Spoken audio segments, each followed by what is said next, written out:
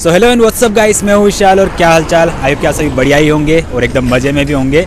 सो आज के skating lesson में मैं आपको इनलाइन स्केट के ऊपर मैं जंप लेना सिखाने वाला हूँ। लेकिन उससे पहले मैं आप सभी को एक बार थैंक यू कहना चाहता हूँ, क्योंकि मेरा जो सिल्वर प्ले बटन वाला मैंने वीडियो डाला था उसमें आप सभी ने बहुत ही ज़्यादा कॉन्ग्रेचुलेशन वाले कमेंट किए। तो सभी का एक एक का रिप्लाई तो नहीं कर पाया, लेकिन इस वीडियो में बोल रहा हूँ थैंक यू आप सभी को। तो चलिए बिना देरी किए शुरू करते हैं हमारा आज का स्केटिंग लेसन और सीखते हैं इनलाइन स्केट के ऊपर में जंप।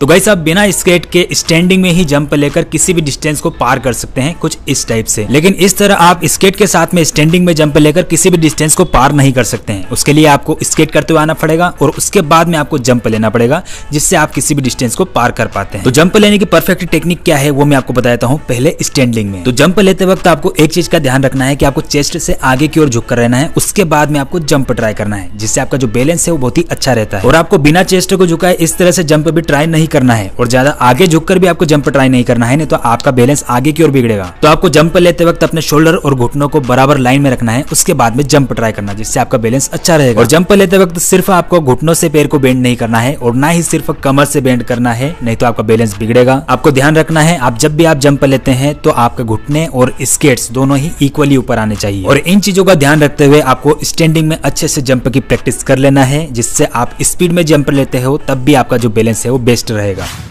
सो गाइस जंप लेने के बाद आपका बैलेंस पीछे या फिर आगे की ओर बिगड़ता है तो आपको ये स्टेप बहुत ही ज्यादा काम आने वाली है। इसमें आपको बराबर पैरों से जंप तो लेना है, लेकिन लैंडिंग के वक्त आपको आगे पीछे पैर रखना है, जिससे आपका सरफेस एरिया ज्यादा हो जाता है। लैंडिंग के वक्त आपका बैलेंस अच्छा रहता है और आगे पीछे बैलेंस बिगड़ने के चांसेस कम रहते हैं। तो आपको प्रैक्टिस किस तरह से करना है वो आप देख लो। आपको हल्की सी जंप लेना है और आगे पीछे पैरों को रखने की कोशिश करना है। इस तरह से प्रैक्टिस करनी है थोड़ी देर, और जब आप कंफर्टेबल हो जाते हैं तो आपको थोड़ी ज्यादा जंप लेने की कोशिश करना है। आपको पैरों को उठाना है और लैंडिंग के वक्त आपको आगे पीछे पैर रखने की कोशिश करना है। और आपको इसे तब तक ट्राई करना है जब तक आपको लगे ना कि आप इसे स्केटिंग करते हुए भी इजीली कर सकते हैं।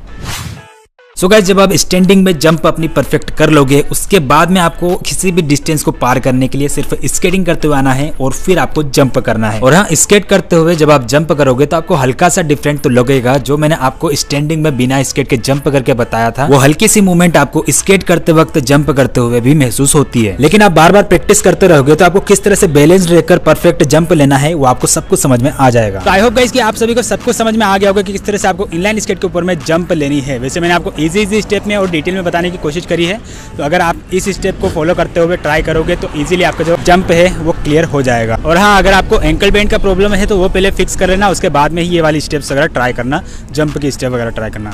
सो आज के वीडियो में इतना ही और मिलते हैं नेक्स्ट वीडियो में कहीं और स्केटिंग करते हुए, ब्लॉगिंग करते हुए या फिर इसी तरह से नए नए स्केटिंग लेसन लाते हुए। Bye guys.